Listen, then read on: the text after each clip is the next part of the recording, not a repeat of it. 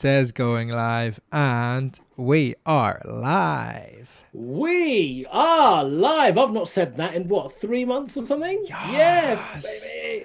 We're live. Welcome back to Doing Bits Live. This time it is live. How many more times can I say live? Because the last episode we did was not live. It was pre-recorded with Dan Nightingale. But this time we are live. There we go. Fantastic. Vittorio, how are you, bro? I'm good, man. I'm going to do my classic little shout out at the start to anyone who's watching this to click the thumbs up button on YouTube. And if you're watching live, if you hit subscribe or do the chat, I think I should have set it up so the chat comes up in the screen. Oh. And if you hit subscribe, it comes up in a little like zombie thing will come up in the middle of the screen telling everyone that you've subscribed. So if you want to fucking do that, that would be very exciting for me to see that that actually works. It's so funny that the guy who gets excited about tech in this is not me. Yeah, but from day one, it was Day one, it's Vittorio, all about the fucking tech. Now, our guest today, it's the amazing Brennan Reece. I'm live. You're That's what I've got to say. That's all you got. You're live, baby. How are you, man? Yeah, I'm good, thanks. Well, I mean, I say good. I don't know what good or bad is anymore because we've just spent so long in our houses to be like, oh, fucking hell. I'll tell you what's good, though. What's good is where you're sat. That background, it looks like proper 2020 YouTube. It's really fucking good, isn't it? Yeah, it's like you've watched Rob Mulholland's documentary on it and you've put everything in the documentary. It's an instructional video. It's a visual manual. That's what he's done. A document. Why are we giving him so much fucking credit? I don't know, because I just started taking the piss out of him. This is lovely. Looks great where you are. Where is that? Whereabouts are you? So I'm in the basement of the house. There's 2 rooms in the... Brennan has done live at the Apollo, guys. So I've done live at the Apollo, but I also live in the north. So we bought a house at auction about a year ago that was like, it looked like the Weasley's house. It was all wonky and that.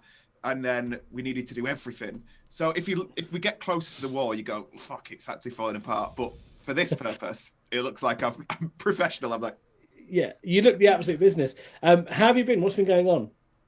I mean, it's been weird, hasn't it? Like the first lockdown, not for me. I didn't cope with it very well. This lockdown, I've sort of gone, it's all right. It's going to be, yeah. I think it's going to go on longer, but I've sort of like sat into the fact that I've gone, do you know what? I didn't particularly like going to the German markets, so I'm glad it's off. Yeah, fuck the Germans. Yeah, and the markets. Even though you go to a stall and you go, oh, this is just a woman from down the road. Yeah. Putting on a horrible German accent for no reason. I mean, it's one of the few ones that you can do without anyone being like, that's very offensive. Yeah, I think the rest of the world went, okay, we're allowed to do your accent for the rest of time. Yeah, you just can't do that sign language. That's the only thing you're not allowed to. God, I tell you what, I guess it's GSL, isn't it? German Sign Language. That must be an absolute fucking nightmare. Yeah. Just trying to negotiate and going, oh, guys, be careful, please. Like every bit of signing has to be below the shoulders. Yeah, everything below the shoulder. Even like, here, when you read the highway code, Vittoria, have you ever had to do this? Like where the fucking, if your indicator lights run out, you have to put your arm out to show which directions you're going and stuff. Have you done this? Never do that. How old am I read that because I did my driving theory like 5 years ago and then it expired because I was like, if I do my theory, there's no way I won't get lessons and do my test. Right, and now here we are. I don't know how to drive. I just know how to cycle really proficiently. I did my theory test and my dad taught me to drive. So my dad. Did any of your parents? Did my dad teach any of you good? I don't think so. Not unless he was a white man from Hyde. Yeah, my dad is very much the white man from Hyde. So the first 2 lessons, Sainsbury's car park, this is how you use a clutch. 3rd lesson, he came to my university and said, you can drive me home. 4th lesson, I drove him to Wembley. And I had a fucking old, massive 400 quid car with a massive gear stick and it was horrible, no power steering. And then 5th lesson, my 6th lesson was basically my test. I failed. And then my dad said, just put the L plates on and drive. Who gives a shit? That's so good. I did that for 2 years. Brennan, you're very polite because what just happened was some of the, like, that's the worst minute and a half of podcasting I've ever heard in my whole entire life. Eshaan just going, my first driving lesson went like this. My second one went like, what the fuck was that? Do you know what? It was just I don't know why I was just reminded of it. I have no idea why. Oh, that was funny.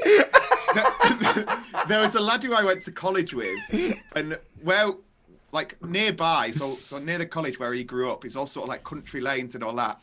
And he, on his driving lesson, a cow or a bull came at the end of a country lane, like one of those really thin ones, and he just stuck it in reverse, and the instructor just passed him, even though it was like really illegal because the bull was charging towards the car. Oh, fucking yeah. Of course. So what are you supposed to do? I don't know. What are you supposed to do? You're the expert on the highway code. He said, yeah. Yeah. Just drive straight into them. Yeah. So have you been doing like Zoom gigs and stuff, or no? Have you just avoided all that shit? I've done the Zoom ones on paper sound like a nightmare, and I don't mind them. But what I do, I've realised, because I think it's a bit weird to go, I'm sat in my house and I'm still doing a bit, like there's some comics who I love and it just looks a bit like meh. So I go out on purpose. So I'm in a different environment. So I'll go on a cycle, or I'll go for a walk and do the gig doing that, because there's more to play with. You do it while cycling? So I'll stop off like near a field. So the first time I did it by accident, where I forgot I was doing a gig, right. And I got a message about half an hour before going like, "Oh, are you ready for the gig? Can you log in to check the sound and all that?" And I was like, "Shit, I'm in the Peak District." So I got a phone and I was doing just sort of explain. I was in like cycling gear, and then one of the nicest things, I just heard a noise and there was about 30 cows that had come over through a field to watch. And it was just more fun playing with that. And then the thing that's out of all those weird gigs that we've all had to do, the car park ones, I thought they'll be okay. And they are the worst. Car park or drive-in ones? The drive-in ones. Okay, well, they all sat in the car. Horrific. I'm supposed to be emceeing one of them in December. Like they might be fun for you, but I did one at Liverpool Airport, just by the Liverpool Airport. So they weren't allowed to beep, they weren't allowed to flash their lights, and I was the only comic on. I was on before the film Joker. Oh shit! And I'm going, what the fuck? Who booked that and why? I mean, I don't know. Like it was one of them where you go, oh, that's enough to go and die in a car park, but it was rubbish. Like. It was just like yelling at cars. It was like having a mental breakdown. That's fucking wild. I kind of, because I'm concerned, because I've watched some like videos people have made of doing drive-in gigs. Like Mark Normand has a good one on YouTube. And I'm a bit like, can all comedians just agree that the material about the fact that it's a drive-in gig is just communal? Because I don't feel like I should have to write my own jokes about that, when Mark Normand had a really good one where it was like, honk if you're getting a hand job right now. I feel like I should be allowed to say that because it's such a bullshit environment to do comedy in. Do you know what I mean? Yeah. It should be like, do you know in the 70s when the alternate with the frilly shirts and they were like, right, I'll do the mother-in-law. Yeah. Yeah. Absolutely ideal. I think it's free reign, because it must be.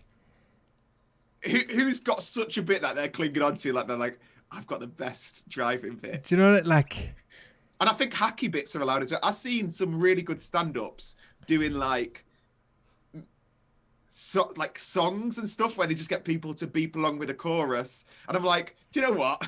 Fair folks, we're in a Tesco car park. I tell you what. My fucking driving test story would go down an absolute treat at the fucking driving gig. Thank you very much. Eshaan's so angry because I complimented him last week on the podcast and I just had to redress the balance. Do you know what I mean? Like, do you know that thing that guys do where like you can't just be nice? You can't just be nice to someone. Yeah. You can't. I can't.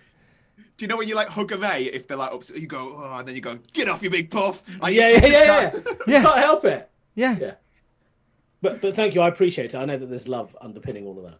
What was the reason why you bigged him up so much last week? Well, last week on the pod we were saying Dan Nightingale was on and he was doing a thing where we were like, oh, is there anything you've wanted to write material about? And he did this very good acting from Dan. He went like, oh, I think just with like all the American election stuff, it'd be great to have a chat about stuff, maybe write some really jokes about Trump. And we were both like, and and then he goes, I think it'd be so fresh and fun. And at that point we were like, oh, thank Christ. God. And then I said on the podcast, I was like, the thing is, Eshaan's such a good broadcaster that he would have tried to gradually steer the ship away from that. But I would have gone, fuck off, Dan. Yeah, as he just did. He would have said, this is the worst bit of podcasting I've ever seen. Oh, fucking hell, never mind. Have you been were you planning on going to Edinburgh this year or no? Yeah, I was gonna go up this year. So I had the year off the year before. I was like, do you know what? I'll have a year off. That'll be good. Yeah. And basically, it was a rollover. And so I was gearing up to go, doing all the bits. So I went over to I went to Brisbane in Australia to do like a couple of weeks of running stuff out. And then by the time I got back, the world was cancelled. So that's good. You made it back though. I know people and people have been on this podcast that got trapped in Australia. I think I was like one of the last flights out. And then there was a woman behind me who definitely had it. And they were politely trying to kick her off the flight, but she was having none of it. Right. She was ill. Ugh. So the show. So since then, I guess, have you been able to write any more on it? Or have you just left it as it was then? I sort of left it as it was. So as I said, the first lockdown, the 6 months of it, I was like, fuck this, because anything that I try and do, usually in Edinburgh, it's usually like, what sad thing has happened the year before? Or what's a good story? I don't really do topical bits or like puns or anything like that. So I was like, what do you write about? The different rooms me and my girlfriend have had an argument in. I don't know what you do. Are you a fan of the Fringe? Do you like it, Edinburgh? And I half love it. I love the fact that you can be weird as fuck. And I don't mean me. I mean like just anyone, people can turn up and you can just do whatever you want. But I hate the fact that Edinburgh's become sort of really formulaic, where it's like, oh, if your dad's dead twice, you're winning. And also like I've been really lucky because it's sort of helped me along the way, but I don't like the fact that it costs so much, because it's such an uneven playing field for brilliant comics who, you know, the sort of free Fringe is seen as a bit shit, even though it's got some cracking comics on it. How long have you been performing? So this will be my 10th year of stand-up. Wow. Yeah, or 9th year if you want to cancel it. Jesus, 10th year of stand-up, fucking hell. And has Brennan Reece, the comedian, changed in that time? Like, have you always been in this style and guise? I think, well, it was weird. So when I started off, I come from like an acting background, so people fucking hated me. Yeah. Especially on the Northern circuit. Do you mean comedians or audience members? Comedians really, they were like, oh, I got the nickname on the Northern circuit as T4 when I first started out, because they all made this assumption that I was in comedy to become a presenter. And I grew up like, I was one of them people who grew up loving comedy with like VHSs and just really, really getting into it. And then I was a bit gutted really, because I was like, oh, fuck. Because I've been on acting jobs, people think that I'm trying to do that shortcut thing. Do you know where you go, I'll do a few years of stand-up and then I'll get on the telly. So I was very good at performing. My material was dead shit. Dead. I just spoke so fast. And they were like, it sounds right, but it was shit. And then I went through a couple of years of trying to do all sorts. So I went a bit deadpan. I tried one-liners. I tried being offensive. And I just sort of came back to what this is. And it was basically just stories, but I'd learned how to write jokes. Mm-hmm. Right. So you actually actively tried different styles of comedy. Yeah, I think to sort of fit in. Like, That's interesting. Because people would just go, like, it was sort of the age, I don't know whether it's still around anymore, but do you know, like that t-shirt comedian, skinny jeans? And I was like, I'm not trying to be that. I just wear skinny jeans and t-shirts and I'm quite friendly. Yeah. But then I was like so the first time I went up to Edinburgh was maybe like 2013 to do like one of the packagey shows. And it was one called, I think you might have done it, called the Lunchtime Lunchtime Special. Lunchtime Special, I did that. So every day I was trying offensive one-liners, and they were just shit. At 12:30 in the afternoon. And they were really offensive, like really offensive. What was the most offensive one you did? Do it now. Do you remember? That's so exciting.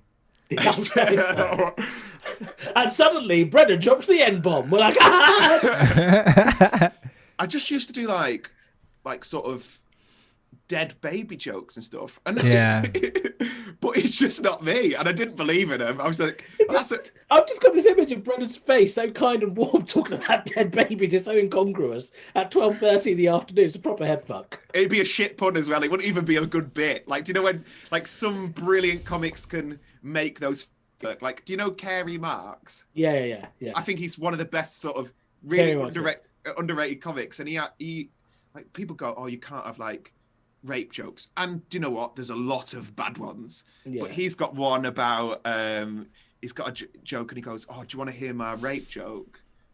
And everyone goes, ooh, and he goes, nah, no, you had to be there. And I just think it's a wonderful that's so fucking funny. That's so fucking funny, because it is, and it's so good. That's what I was trying to do. That's so good. I'm jealous of how good that is. Did you ever do one-liners, Eshaan? No, like I've got a couple of one-liners and a couple of stupid puns that I throw into a set now and then when I'm feeling a bit cheeky or a bit like I just want a bit of fun. Yeah. But I've always, how I am now is pretty much how I've always been. Just came out fully formed. I'm nowhere near fully formed. But one thing, I was talking about this the other day, is like, I know what I want to get better at, and what I want to get better at is I'm good at coming up with an idea, but I never drain everything from it. Yeah, I totally agree. Where I can come up with a piece of premise. I totally agree. You're shit at that. You're shit. You're just premise after premise after premise. Give us a joke, write a fucking punchline, Eshaan, you bastard. Basically, you're like first Edinburgh. It was just 60 headlines. Oh no! Oh, and in 40 minutes he delved into one premise, and then no, I was agreeing the fact that I do it. I'm totally on board. You don't do enough work, Eshaan. But neither do I. But that it's interesting because I've been thinking a lot about, and I guess a lot of comics have done, about the shift. You know, we've got to move stuff online. I watch people like, you know, young Philly chunks. They're not really comedians, but they're entertainers, and they're very good at what they do. And as a stand-up, you know, I kind of think to myself, what is it that I want to do, right? Because I want to do stand-up, but stand-up on its own just doesn't translate online in the same way, I don't think. People prefer to watch videos of MCing, which is why Andrew Schultz's best bits are him riffing as opposed to a stand-up bit. And I think people, like the same thing with like Paul Smith and a few others that have popped up, but those in the moment bits, you know, it's like comedian destroys heckler. I think because people don't see it on the telly, they go, this is that's magic. it. And you go, like Paul Smith, Andrew Schultz is the best at it, but you go, they're just doing what most people can do in the clubs, but you just don't see it. So you think they are the kings of geniuses, of course. Well, because it taps into the magic of the fucking thing. Because when you watch like on TV or whatever, it's all very like cut together. It's all edited very nicely, and it's the jokes that are like approved by the producers beforehand, and everything goes out packaged in a nice little box, and it's there. But the magic of live stand-up, and you see it when. Have you ever been on stage and you spot someone in the first couple of rows and you can tell it's their first time ever seeing live comedy? And they're just like, oh my God, anything could happen. This is fucking crazy. And that's what that is. Whatever the fuck they want, and you're just like, that's what you tap into when you post those bits of crowd work on stage, because it's like people online, it feels more electric because you're like, oh shit, there's not just like all pre-written whatever. It's like fucking mad. Like it's fucking crazy. And I think go on, sorry. No, go. I was gonna say as well that I think that when it does happen, people I know I'm guilty for it, but you say things that you'd never say to someone in a street, and they're like, No, of course, yeah. "Oh my!" Like, because we live in a world where it's very PC for good reason, but it's sort of swung a bit like censored, and then you see these things and you go, "Oh my god!" Yeah. You just had to go at a woman. I called a woman a bitch from the stage the other week, just because I was asking what an argument her and her husband had, and her husband was like, "Oh, she takes too much of the cover sometimes," and I went, "Listen, you're a bitch." I remember one of my favourite ever compliments. I can't remember what comic came up to me and he said, "You are one of the few comedians that can call a group of women like the worst thing or frit." And I was like, "Thank you." Like, that's my brand. I've practiced the word slag so many times. But actually, on that, so this is something I think a lot about the northern scene, which is, to me, I think the northern scene is the closest we have to the American scene. And what I mean by that is the northern audiences, I think, are a bit more unforgiving than London ones, right? Because it might be a socioeconomic thing, like whatever, but you have to be funny. Yeah. And also, there's not really an open mic scene in the north. So when you're new, you get flung onto a bill pretty quick. So you have to learn. Like, I learned how to deal with heckles. I wasn't great at it, but I could deal with it. And I think that's probably my strongest thing now, because you don't have an option, especially when you're like, I think the problem with me when I go on stage is that they can't figure out, they go, is he gay? Is he straight? Is he an alpha? Is he a beta? Is he this? Is he that? So I get quite a lot of like alpha males being like, the equivalent of if I went into prison, someone would shank me with a shank me with a toothbrush. Is he gay? Is he straight? I'll find out this one day. Yeah. But here's what I find really interesting about you as a comedian, which is when I think of some northern comics like the Adam Rose, the Rob Mulholland, even Dan Nightingale, they seem a bit more like working men's club comics. They could, and I don't mean in a disparaging way, like they'll be able to make that audience laugh. Yeah, they've got that edge. You don't seem that edgy, but of course you cut your teeth in that arena. Yeah. And you seem different to a lot of northern comics. How did that happen? And how did you survive it? I think that it sort of helped. When I first started, I looked really young. I was maybe, 23, 24, and I looked super young. So if people did kick off, I went to an all-boys school, so I had that in me. And I can do it in a way that's not horrible. And and aggressive, and about to start a fight. And I think people, it shocks them more because they go, "Oh fuck, I didn't think he'd be like that." And I didn't be able to deal, because when I'm on stage, I feel invincible, and I've been in some sticky situations where I think I'm gonna get battered in a minute. And like, I've had bottles thrown at me when I was in Australia. I've had a man strangle me when I was dead new, and I'm not bothered because I've grown up. What was the sex like afterwards? Do you know what? It just felt a bit like he'd done all the moves at the beginning. Yeah. Went from 0 to 100 early doors. Yeah. Yeah. And I feel like it's a sort of sneaky little skill I've got in my back pocket where they don't expect it, so it works in my favour even more. Okay. Yeah, that's very, very interesting. So let's do this. Let's get into it then. Have you been thinking about anything recently, comedy-wise, material-wise? Yeah. Where you're like, well, I want to talk about this at some point. The sticking point that I've had recently, because as I said before, I don't really do topical stuff. I talk about my family. I talk about big stories and those type of things, and nothing's happened. So I don't really go on Twitter, but I had a look today because I knew I was doing this. Yeah. And stop me if you've already talked about it. The thing that I find most interesting, because I don't really talk about premises, is the do you know this Sainsbury's advert? Yes, I was hoping you'd fucking say that. Too many fucking ethnics on the TV. Here we go. I'd love it at this point. Eshaan's feed just went blank.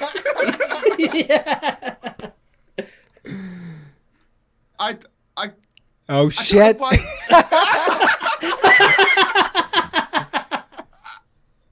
Was that for Black Lives Matter or what? Yeah. It was actually a sponsored post by Asda. Yeah. But yeah, I don't know why it shocks me every week. There's something that like this happens quite a lot. Yeah. And you just think, fucking hell, shut up. Like, just like, if you think what, Sainsbury's or the people complaining? Sainsbury's. No, Yeah. I just think, like, if you think it, don't type it, or send it to a friend in a WhatsApp group. We've all got WhatsApp. I've WhatsApped many people today saying it's out of order, but I've not put it online. And these people, it's usually fat gammons. They can. I don't understand how they can get annoyed at that, but they can really invest in Aldi's carrot that is making its way through the snow, or like John Lewis's dragon from last year. They're like, that's fine. Two black people talking to each other is not fair. Isn't it weird that I think it's potentially and I could be completely wrong here, it's just popped into my head, that kind of sense of when these big fat white men look on the TV and see someone that isn't the same color as them, they go, how the fuck am I supposed to relate to that? Do you think on some level that's the same thing that people do when they talk about representation? Where it's like, where they see all these white superheroes and white actors and stuff in TV shows. And obviously for years and years and fucking years and not in one fucking Sainsbury's ad. But they see that and they it's the go, same kind of idea, isn't it? if you can't see it, you can't be it. And this guy sees these black people in the Sainsbury's ad and goes, well, how am I fucking supposed to go to Sainsbury's now? It looks... There's going to be some kind of hip-hop music playing, clearly. Well, I think maybe that's what it is, because the black dad, he was talking about gravy, and I'm like, well, is it gravy or is it a jerk sauce? Like, what are we doing? Let's fucking... If you're going to do it... I'd love if Sainsbury's just fully doubled down and had a proper, like, with them, like, slitting a goat's throat out the back and just fucking making a big fucking curry. Steel drums! And like, suddenly, the lilt ladies come out of retirement. And you go into Sainsbury's next week and it's like an urban comedy gig with a DJ in the corner. It's just fucking... It's a slogan. It's now Wagwan. And instead of eggnog, everyone's drinking umbongo. It's just going to be fucking... And I think that what they should do as well is invest in, like, I think the world's food aisle should be the most of the shop, and then they just have one with baked beans, potatoes, like the beige section of it's just like Top Man and Top Shop. Do you know the way like Top Shop is like 90% of it, and then they just have flannel shirts in the corner, just like just fucking potatoes, just in one little fucking corner. But okay, so here's what's interesting about this is, so you do the roasts. Yeah. Again, not something that when someone looks at Brennan, you'd think, oh, he's a guy who roasts people. And you roast the fuck out of these people. I've seen him. I'm like, Jesus, Brennan, you are a bitch, and I love it. But, do you ever feel like, and you know, it's not about your political leanings, but in terms of your comedy, do you feel like that you need to take a side? So on the Sainsbury's one, you're going to be going after the gammons, but actually you do roast, you're very funny, and you're able to take a contrarian view if you want. Do you actively choose to take the less offensive side? Not always, like, because I think with comedy, I think a joke's a joke. Like, even like there's bad jokes, but I think even when people are getting annoyed at, you know, the Frankie Boyles, the Andrew Schultzes, the Bill Burr, whatever, you go, it's for it's not a TED talk. So I don't sort of go out my way where they're like, I'm dressed like a comedian who tells it how it is today because I got a cap on and that, and try to do a bit. But I don't go out my way to be offensive, but I won't shy away from, if I think something's funny, I will lean into it. But sometimes it doesn't always match. I've had people, like, I remember a bit I tried to do, maybe I tried to cram it into my last Edinburgh show, and it was I had a bit about the logistics of being a terrorist and a suicide bomber, and the idea was all right. It was sort of, do they book a cheap flight? Do they have to pack a proper bag? If you're on the flight and you're enjoying a film, do you finish it and all that sort of stuff? Mm-hmm. People would just sort of get genuinely annoyed because it wasn't part of, like, the brand, I guess. That's really weird, isn't it? Yeah. That's interesting. Do you want to give me that bit? You're more than welcome to. I can't really remember it. But I remember a guy who was a preview in Birmingham, and he was like, he literally stood up, I think this is out of order. I was like, oh shit. And he gives this big rant about, you shouldn't be, it's offensive. And I was like, to which side, like, are you to the terrorists or to the, and he's going, you're out of order, mate. And he goes, I think you should apologise. And I said, okay, I apologise. And then he said, apologise accepted. And I just couldn't help it. I went, it's apologies. And he fucking walked out. Apologize accepted. I thought, I don't respect you. That's ridiculous.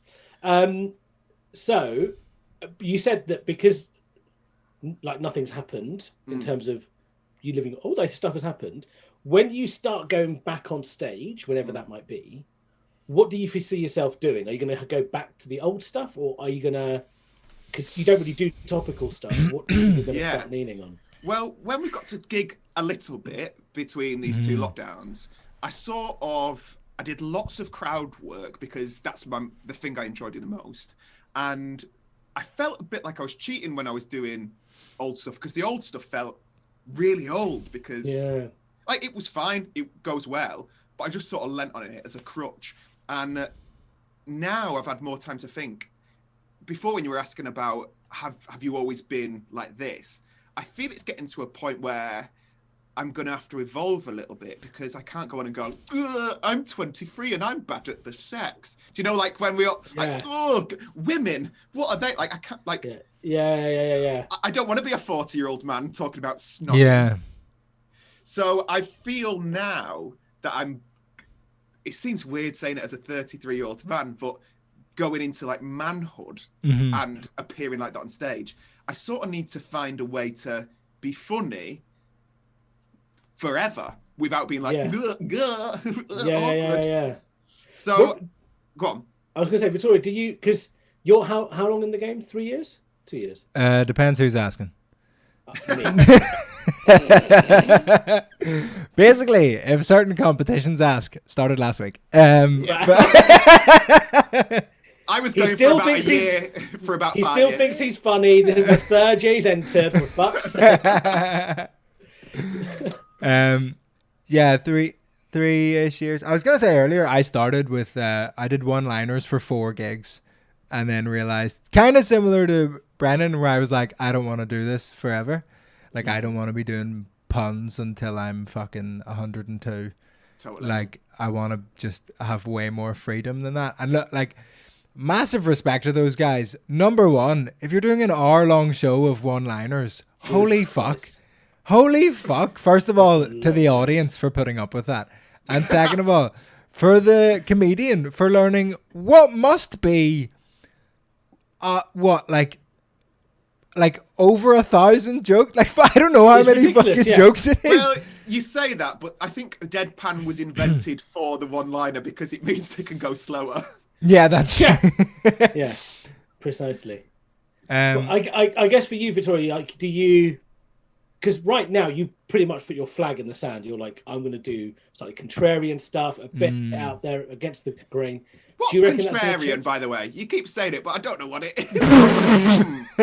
Just like to the like always finding like the contrary, the like what everyone thinks, you go against that for like. Artistic. So everyone's loving Marcus Rashford. This pic will be like, oh yeah, but Marcus Rashford, he's black though, isn't it? Like he'll be. That's almost word for word my joke about Marcus Rashford. That's interesting, isn't it? Because even though I have no right to feel like this, I already, because I watch people like Adam Rowe and Andrew Schultz, I have something inside me that's like, fuck the industry. Even though like I've no right to like they're fucking ignoring me, and I'm like, yeah, they're ignoring everyone else that's only been going as long as you have as well, Vittorio. Like, it's not a you thing. It's a fucking, that's just, it takes longer than you want it to, and I'm like, fuck them. But I think we've all been through that though. Like, oh yeah, Oh, just that. Says live at the Apollo over there. But that was a shock. That, like, I shouldn't have been at the front of that queue. I think I bought like a theme park fast track, and I was like, shit. But we've all had that thing. I think leading up to the Edinburgh, because that feels like your biggest, like, I'm all in type of thing. You go in, like, you could be a year in, and you're going, this Eddie Izzard's on telly a lot, isn't he? Yeah. I've got 5 minutes. Yeah, literally, it's so fucking strange. But I guess it is that thing. And I had very little, because last year's Edinburgh that you took off, that was my first ever Edinburgh. Not like my debut or not. It was just. It was my first. I did a split show, did half an hour, and yeah. So I didn't really understand what, like, I'd been as a kid to watch like theater shows and stuff, but I didn't really understand what it functioned as comedy. I didn't realize it was such like a meat market for comedians, where it's like, okay, when you do your debut hour, you want to do 45 minutes for about 25 years before you debut. And I was like, what surely just when you have an hour, you do an hour. And they were like, no. And I was like, what? That seems so fucking stupid. But then if people went when they'd had an hour ready, Edinburgh would be empty because no one would do a full hour. Yeah. No one would have. Absolutely. I think the worst people who go up to Edinburgh are like, oh, show's just too long. I can't cut it from an hour 22. And you go, I bet I fucking could. But it just... How many years in did you take your debut up, Brennan? So I went in 2016, so it would have been about five, maybe 6, 5 and a bit years, 5.5 years in, maybe 6 years in. I think that's fair. I think that's generally... the right time. Yeah. And the year before, I did that cheats hour where you go and do 40 minutes on a free Fringe. And I think it's silly when people go, oh, you're cheating. And you go, oh, what? Maybe being good at a job. Like, what are you talking about? Exactly. You can't cheat at trying to get better at your job.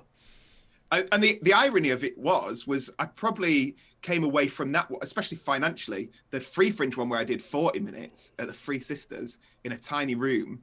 I came out well better off than the one where I put everything into it. That's the classic story. Posters and all that fucking nonsense. Yeah. I'll tell you what. Let me show you this. This is when I did my first hour, and it was great. Like I came away going, bloody hell, that went better than expected. So I sold out all my shows and that. And the promoter who took me up said, "Oh, you made a tenner. Do you want us to back it you?" And I said, "No, send it me." And that's the that I made from selling out all of your shows at the Edinburgh Fringe.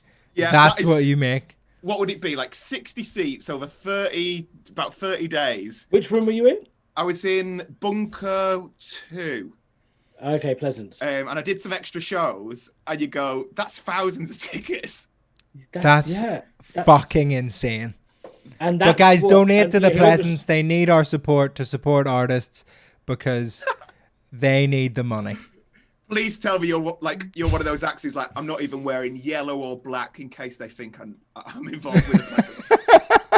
But it's a cautionary tale for people who are watching. Like that is it. Like, you sold every single show. You did extra shows, and you end up with a grand total of 10 quid.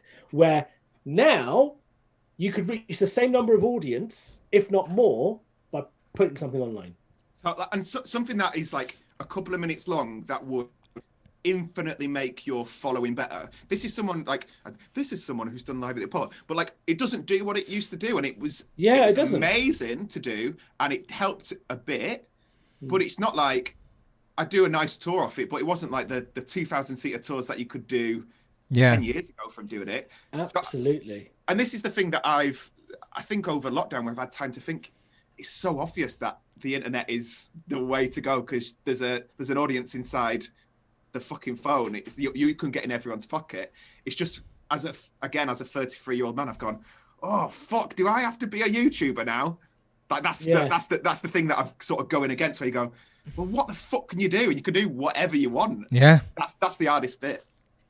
Well, I saw someone post online today on Facebook, and it was a comedian who I'm friends with, and they posted saying, if you look 10 years ago, the top selling comedians would have been like your Mickey Flanagan, your Sarah Millican, Jimmy Carr, McIntyre, Frankie Boyle. He didn't say Kevin Bridges, and I jumped in like, excuse me.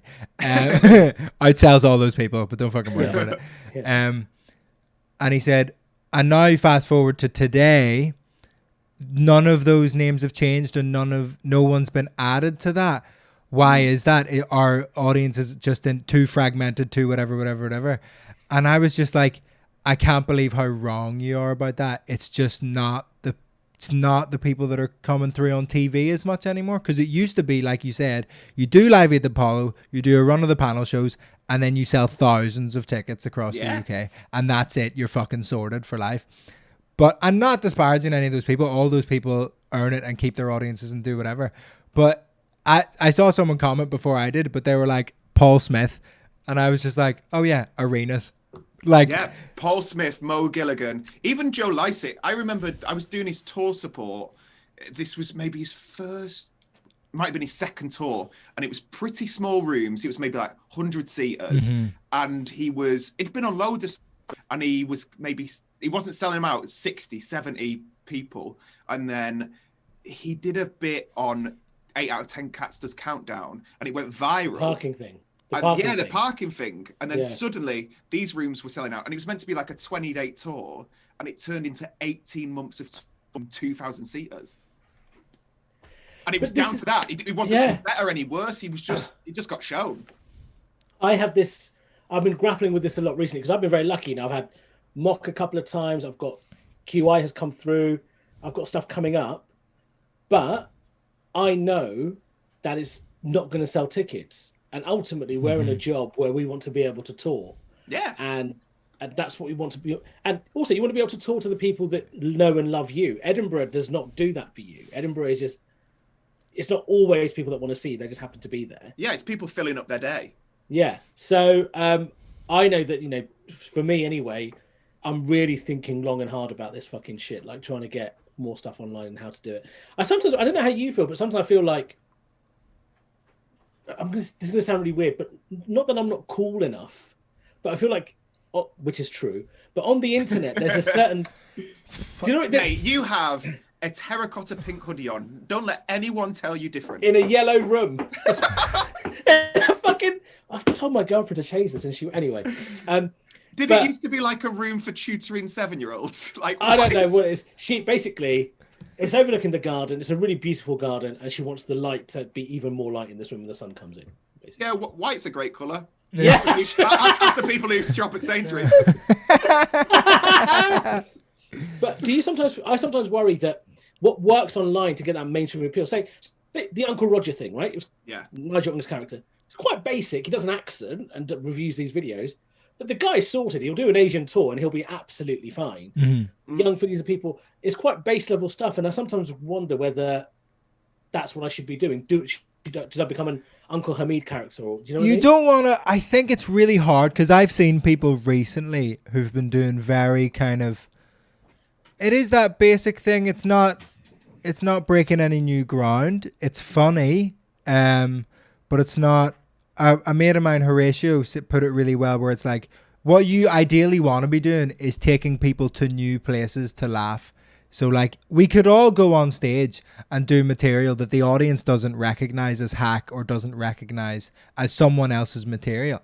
We could all go on stage in the UK and do Patrice O'Neill bits and smash, or like the premises, and just work it our way and smash and probably build a following that way. But we don't do that because we kind of don't feel like that's artistically valid.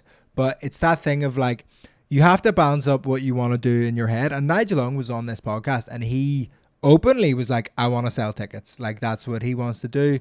And he has different pressures because like he's spoken about how he has a lot of pressure from his parents to do certain things, and that's grand. But you've seen people and you see them online and they're mates of mine and they're doing these clips where it's very basic little quick sketches that have been done before about like British people not being able to show that they're annoyed properly, just like tutting at someone. And it's like, we all have heard that joke 11 times before on all these meme pages and all this stuff. And it will go viral and it will work really fucking well. And they're building this following. And I'm like, my concern has always been, and like I spoke about it last week with the broadcast stuff, because I could lean into that really sectarian Catholic Protestant thing and do the Northern Irish comedian thing and build probably quite a good following that way. But what following do you want to be performing to in 10, 15 years from now? Do you want to be, again, Dan Nightingale said it last night, Daniel Kitson did the first season of Phoenix Nights and has like spent a good few years recovering from that in terms of his audience, because he's built this amazing, even though he is a guy who came up in working men's clubs and is sharp as a fucking tack, but he consciously and is fine. And it's like, look, if you want to be a millionaire YouTube guy, 100% fine. But if you want to be happy and artistically satisfied, there's scales to balance in terms of that. And Eshaan, in terms of you, I don't think you have to be worried about being cool or being like, the internet is so vast and so like just contains everyone. So anything you want to be, there will, like, look at someone who's been on this podcast, Bilal Zafar. Like, he's not cool, but he's built it from this bizarre stuff that he does that is so weird, so absurd, and so silly. He's built this colossal Twitch following, and now that's basically his fucking, it is his full-time job. So I think you have to stick to your guns to a certain level, but market yourself to a certain level, and everyone balances it in different ways, I think. And also buy a cap. Yes, most importantly. But this is like 11-year-old Eshaan hair right now. I've left my... It's pretty sexy. You've got good hair. Good, thick, proper... Yeah, I like it. But Thanks, guys. I agree with you with the internet, where it feels like the fact that you can do anything, you go, there's too much choice. Where with stand-up, you go, right, well, I do my 5 minutes, and you sort of do it a bit like this, and you move the mic stand out the way, and you talk about your life or whatever, because there's been a backlog of comedians that we've all seen and sort of become a version of or taken an influence from. But with the internet, you like some of the stuff that goes massive. Like, I would never have seen Uncle Roger as going massive, because it's not really for me, but I know some people who it's really for. And Nigel's comedy, I love. But he's just gone, I'm going to do this thing where I do reaction videos to fried rice. And it's gone massive.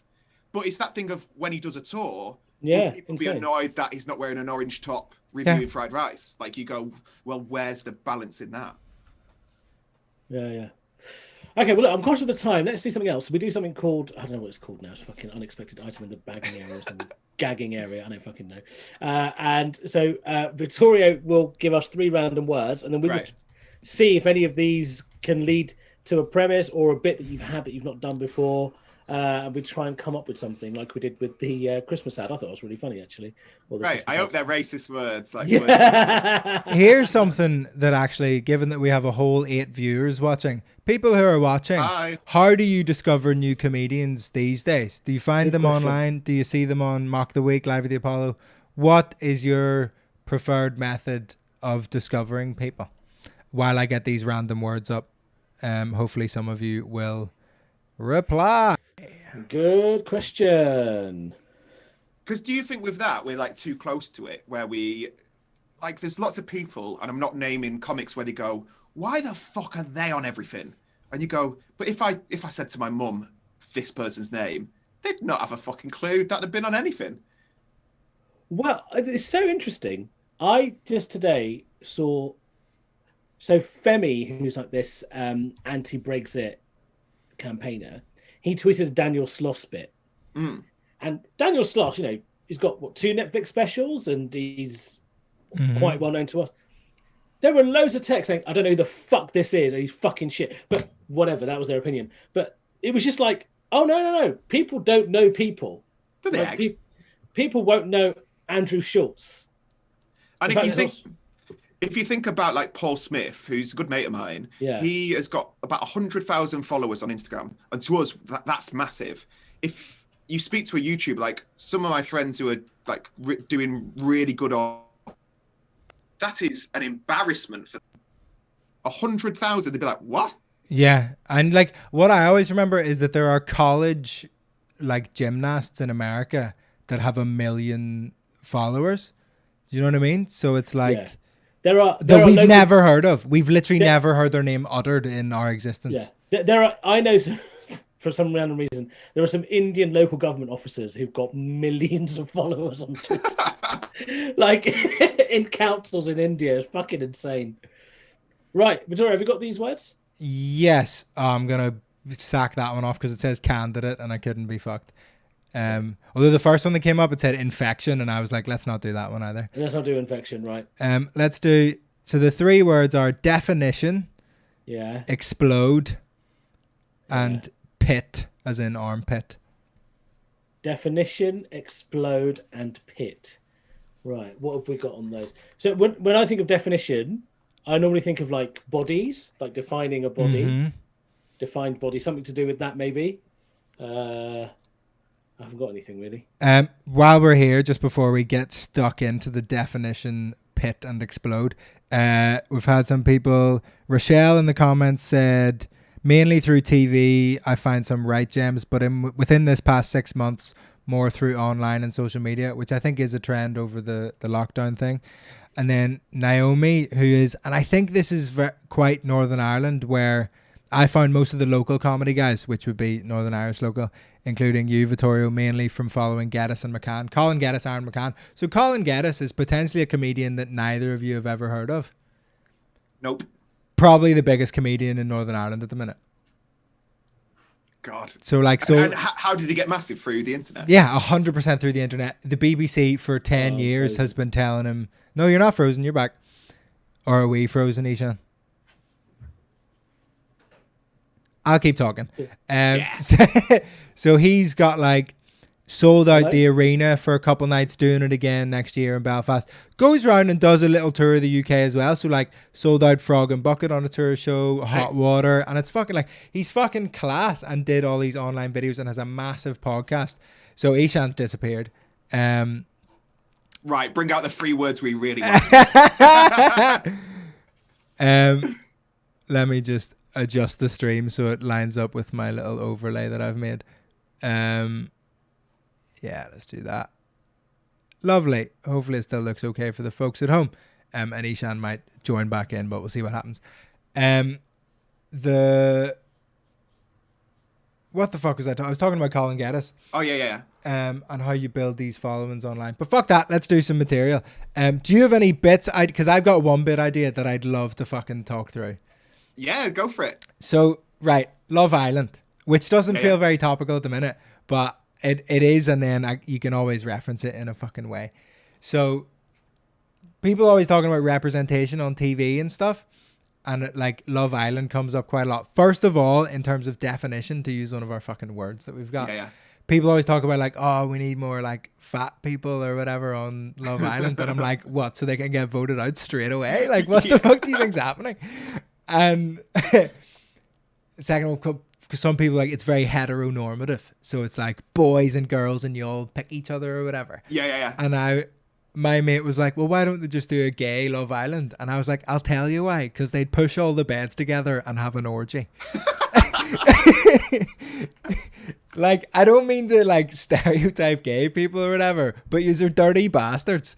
So they move so fast. Like, I've got some gay friends who, it's like dog years where they meet and within 2 weeks they're like, we're looking to adopt and we're getting married. Yeah. And you go, oh, but also we're seeing other people. It's because they're men.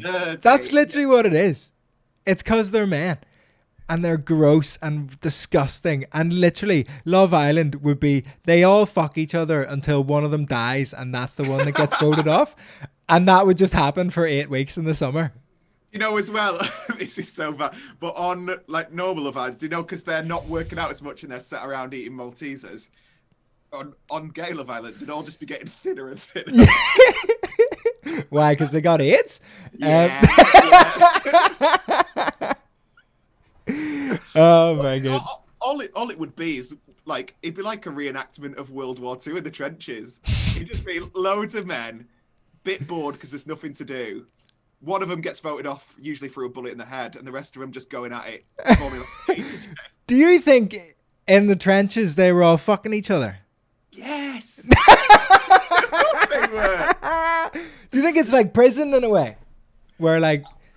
I think it was more organized. I think it's like, wow. So they'd have so much time, sort of, you know, sitting around and then getting trench foot, and then they'd be like, okay, Thursdays. Do you like how we used to stand outside and clap for the NHS? Thursdays was everyone gets in a line, they put on their helmets, and just go. And leans up against the trench. Yeah. As bullets fly overhead and just gets railed by whoever the colonel is. Like, do you know when on Christmas Day when they all stopped to play a game of footy? I Yeah. think on Thursdays at 8 p.m. till 9 p.m. you could just hear in the distance German people being like, "Yeah." Like, just... Why do you think they had spiky helmets? Can you imagine if they had Tinder in the trenches? And they're like pure trying to hold it up to like get the range to get a fucking. Yeah. You've gone too far. Trying to swipe with the stumps that they've got. And you're like, and you're like, oh, Hans is cute, and you're like, he's a Nazi, and you're like, oh, but he's cute though, isn't he? look at him skydiving from a bomber plane. Oh goodness me. They were gonna do they tried to do a gay Love Island, but the makers of Love Island said no, because it would be too because obviously one series would just be all blokes, yeah, and another series would just be all women. So they're like, we can't do it. And both of them would only be watched by men. And the thing with obviously the women one, everyone would be like, bloody hell, this is like a long porn hub. Yeah. And then the other one, they'd be like, fucking, like they'd watch it with pure aggression. Oh, imagine those Sainsbury's people. They should do an all black Love Island.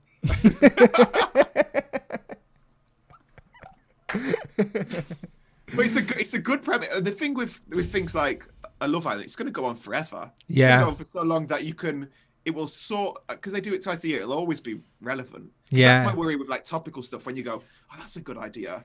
Because I missed another Love Island bit. I did it on stage once because it came up in crowd work. Where did you watch? Do you watch Love Island? Yeah, I do. So do you remember the Tommy Fury year that had Maura on it?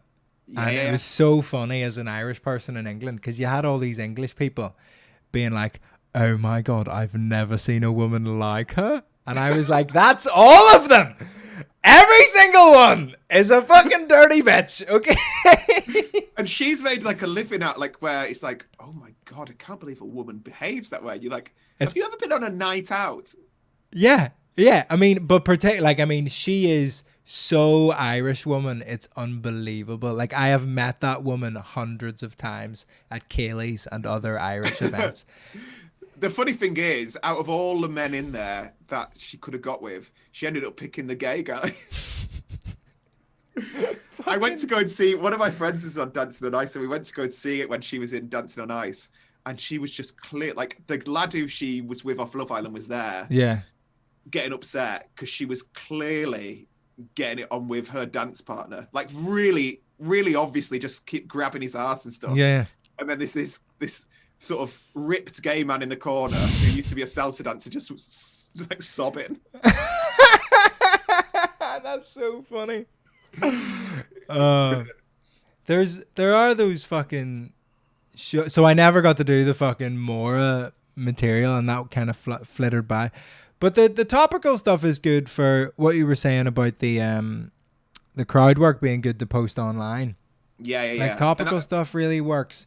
And I'm debating, because there's a big basically when I came back from lockdown, I did zero old stuff for like most. Occasionally That's I'll the throw best in way. an old bit, but I just was like, boom, we're fucking back, and I'm doing all brand new shit, or at least stuff that was like new just before lockdown, and framing everything in like that kind of way. And did you feel like people reacted so much better to it?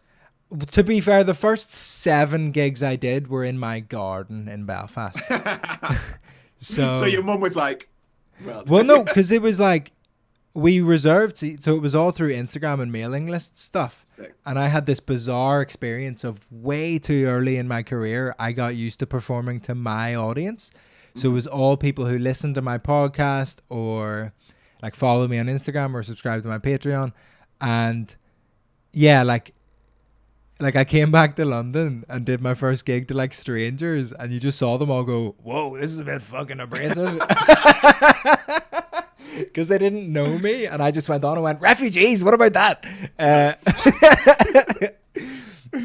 So I got that was kind of weird, but I came back and like I've got this whole chunk which I actually worked out on this podcast, which is quite fun, and this was really helpful for like getting all that new material to a level where I felt like I could do it. It's this whole chunk where it's just about you can't care about everything, where it started at the start of the lockdown. It was like COVID, mask on, social distance, and I'm like, you can only really care about 3 things, and it was like mask on, social distance, and do it for society, do it for your granny. And then black people were like, excuse me, we're having a bit of a shit time. And I was like, fuck, what do I need to do? And then I was like sacrificing one. I was like, just post a black square on Instagram. And I was like, that's way easier than Martin Luther King made it out to be. And it's just this whole bit. I'm like, okay, I care about COVID. I care about black people. And then women were like, excuse me, we're still being sexually harassed. And I was like, okay, fuck, what do I need to do? And then I did. And I'm like, okay, I care about COVID, care about black people, care about women. And someone was like, what about the crisis in Yemen? And I was just like, fuck Yemen. fuck them. I don't have space for Yemen. And it's this whole bit. And I'm like, that's probably my favorite chunk of material that I've ever written, because it felt so honest, and so honest to the thing that not many people were saying, that I was just tired of caring about things. Because it also doesn't sound like you're going on being like do you know comedians who go on and like Madeline McCann, like, do you know when they're saying keywords, like it just feels like it's really topical, you're being completely honest, because we all go, bloody hell, this is a bit much, and it's funny as well. Yes, and this is the thing. So it felt really true to me, and felt like I was saying what I actually think about the stuff in a heightened way. But it was just amazing. Like, and it was maybe one of the first bits of material I'd written where I was like, "Fuck, that feels like really like that's a big chunk, and it's very honest, but it's very funny, but it's all these things." And I was first time I felt like I was doing that, because I don't know about you, but I love that feeling of audience members going, oh, thank fuck he said it, because I've thought that as well, and I didn't think anyone else thought that. Yeah, like I had a bit in the gap between the lockdowns where it just sort of came out of MCing, where it was about the fact that, you know, we all love the NHS, but they've been loving it. They've been really sort of milking the idea. Yeah. And it wasn't it was just more just commenting on it, and you just felt people go, yeah, like, you know, they're only doing their job. And I'm like, all right, chill out. They are saving lives. But it was just that thing of going, it's so great when you could say what everyone's thinking. Yeah. And the thing that everyone's like scared to say, and you don't want to be one of those fucking guys that like, I'm just fucking like, do you know what I mean? Yeah, they tell it how it is, guys. Yeah, I'm like, okay, you're not George Carlin. And even, so here's a question, and this is me being quite honest. Like, you get a lot of people who idolize George Carlin as this amazing guy. And I haven't watched loads of his stuff, but I've seen a few bits and bobs. And my uncle sent me a clip of George Carlin today about religion. And it could be the fact that I'm seeing it at such a distance that everything since then has been informed by it. So it feels really dated. But I'm like, when I don't put George Carlin in the same bracket that a lot of people do, I don't think. Yeah, it's hard to do in it because you, like, at the time, like, do you know, like when the Beatles came out and everyone went, fuck, what's this sound? Yes. But now you go, oh, it's just the Beatles, isn't it? Yeah. Like, I imagine when he first came out, people were like, because he's got this routine about things that, like, certain words that you can't say on the telly. It's like shit, bastard, wank, cunt, something, and breaks them all down. And I think those routines, I'm like, Jesus Christ, that was probably at the time. Yeah. And you could appreciate that. It's really well packaged. But I feel as he gets on through his life, so the first few, I'm like, I really, really like. Mm-hmm. And then when he's getting older, you're like, it's a man shouting. It's just a man shouting. It's not the jokes anymore. Like, it stopped being this really beautiful writing. It started just being the fucking government. And there's a formula to it as well, where he's like, he sort of becomes like a parody of his own self. I'll tell you who else has done it, who I love, is like Seinfeld, but now he's doing a Seinfeld impression. He's like, hey, what's the deal with a tube? Do you know the tube? And you get on the tube, but do you get in it? Do you get on it? And you go in, oh my God, this is like a bad Jerry Seinfeld. Do you know what it's mad is, like, when when it becomes so formulaic, because I really like, and I think this is a northern comedian and a like Irish comedian thing. I think Irish comedians are particularly good at it, to the point where everyone assumes that all Irish comedians just tell stories. Where I hate seeing the cogs of a joke. I hate seeing a setup and a punchline. I hate seeing, oh, that's a setup, punchline, tag, tag, tag.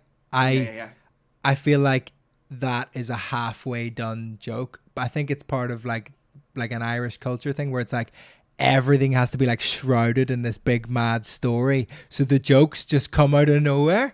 And it's like you create this shroud of smoke of this big fucking story and this rant, and the punchlines just come out of smoke and just go like bang, bang, bang, bang, bang. And you're like, oh shit. I think that's so much better than like the Jerry Seinfeld thing of like, and the thing is, the ba-da, da, da, da, da. And I'm like, I don't care.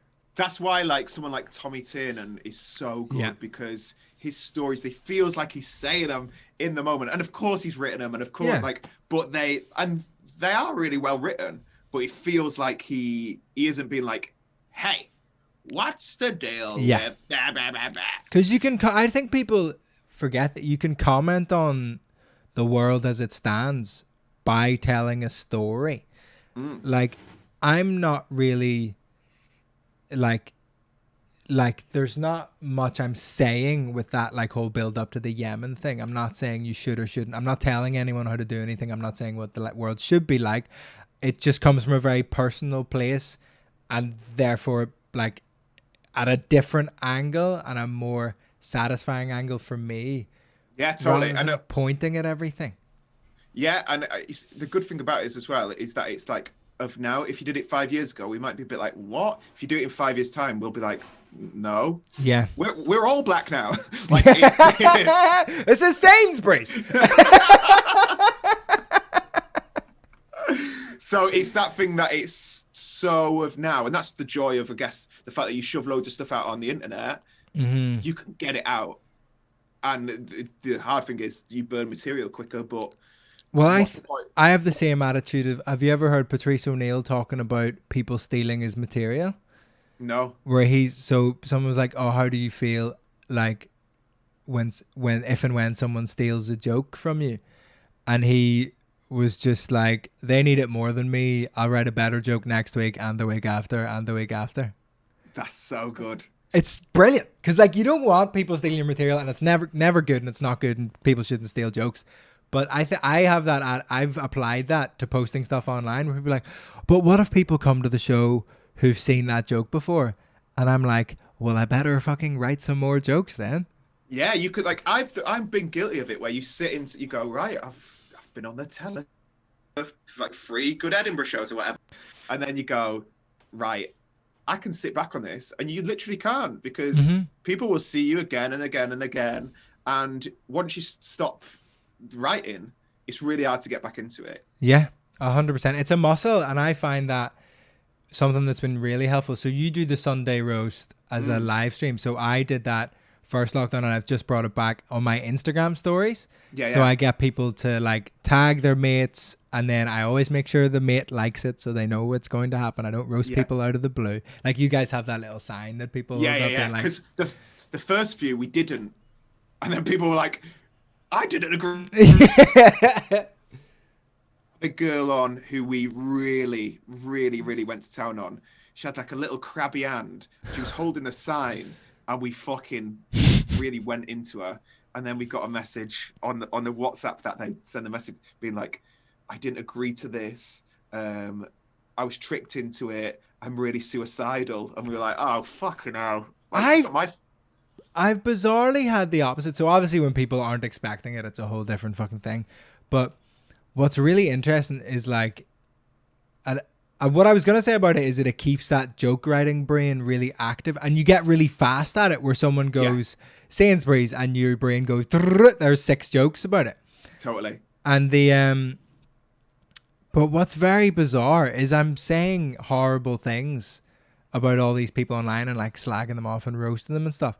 But I've multiple times, either when people are requesting it or after I've roasted them, they've gone, oh yeah, man, I was feeling really depressed Yeah. that was really helpful. And I was like, I was just really, really mean to you. But you've acknowledged that they exist. That's the thing. Well, I was talking about this on my solo podcast recently, where I was like, I think part of it is because I've been working on a premise about that anxiety is just arrogance in disguise. So when you're worried about what everyone else is thinking about you, you're assuming that everyone's thinking about you. And that's so good. arrogant as fuck, because like they're not. Like, yeah. They're not. Of course they're not. Because we've had it where we get these, I guess like this, and with other things that you do, where you get these regular people. So every week they tune into it, because I feel, especially now, they're like, I need this hour of, because we have all the comments on and stuff, and people are really good at getting really good at roasting, where they just have this community, because we don't have it anymore, where people get together and they just all have a common interest of being enjoyably mean for an hour. Yeah. It's like a mild lemon and herb KKK. It's like lowercase KKK. But I think what it is like the roasting is fun, but I think being roasted and someone going, you're this, you're this, just like stops you taking yourself so seriously, because that's where so much anxiety and depression comes from, where you feel like you're not amounting to what you should be and the place you should hold in the world. But when someone goes, your teeth are fucking awful, you go, oh yeah, it's fine. Yeah, it doesn't matter whether I'm making my mum and dad sad. They gave me these. Yeah, exactly. So it lets people fucking take the weight off a bit. Look, it is 40 minutes past 8. We will wrap up there. Is there anything you'd like to plug before I do the little plugs at the end? So I do the roast, as we've just talked about. It's every Sunday at 5 p.m. Me, Rob Mulholland, and Freddie Quinn. So Rob's been on, and I think Freddie will be on soon. Yeah, on this podcast. And then just my social stuff. So usually it's just at Brennan Reece, or like Brennan Reece on YouTube. A very easy name to spell, which I'm very jealous of.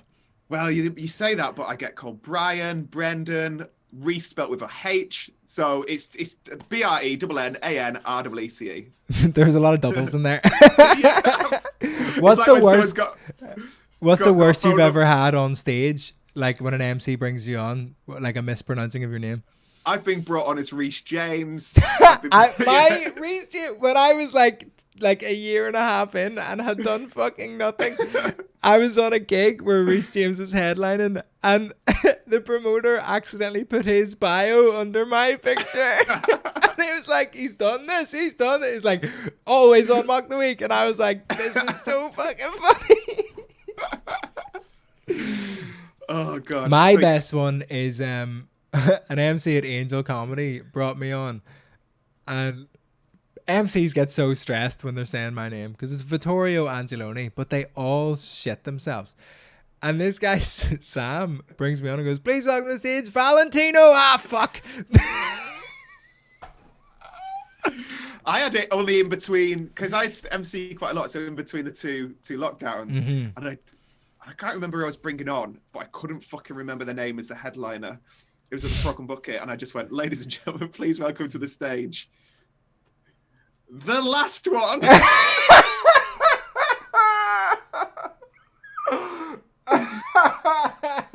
Oh, that's so funny. That's so good. If you're new to Doing Bits, if you're listening on iTunes, drop us a 5-star review. We got a 1-star review a little while ago, so we're still trying to recover from our self-esteems. So drop a little 5-star review. It takes 2 seconds. Absolutely do it. It's very helpful to push us up the leaderboards as well. And the leaderboards isn't what it's called. It's called the charts. But anyway, if you're on YouTube, hit subscribe. We didn't have anyone subscribe during this feed unless someone does it right now, because we haven't had our little zombie walk across the screen. But I'm hopeful. I'm ever hopeful it will happen. If you're watching it back afterwards, hit subscribe, hit the thumbs up button, share it with your friends. If you're on Spotify, subscribe, all those things. Follow me at Vittorio Angelone. Follow Brennan at Brennan Reece. And Eshaan's not here, so fuck him. Thank you so much for watching, and we'll